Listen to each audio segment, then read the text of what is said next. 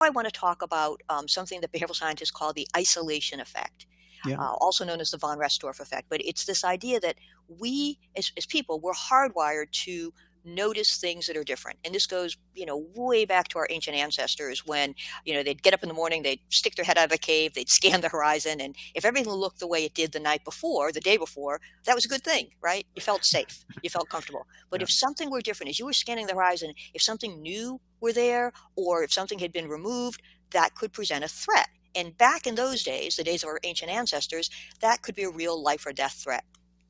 All these years later, we are still hardwired to notice things that are different, things that stand out from their surroundings because, they could be a threat.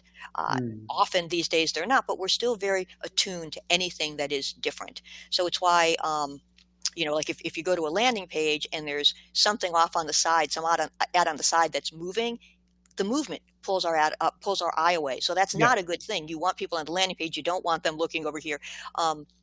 But getting back to emails, what that means is if we can create our emails so that they have something a little different than most of the emails that are going to show up in your inbox, that can be a good thing. So, for example, if you all cap one word or even a couple of words, as long as it's fewer than half of the words in your subject line, you can actually get um, I have my notes here, a Yeah. 21% 21% increase in opening rate. And this is By according to captioning just one or two, a few words.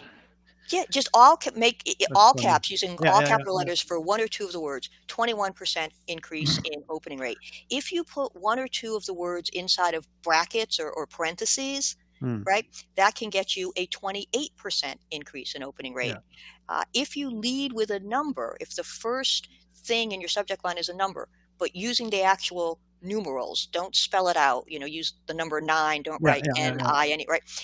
That can get you a 16% increase in your opening rate.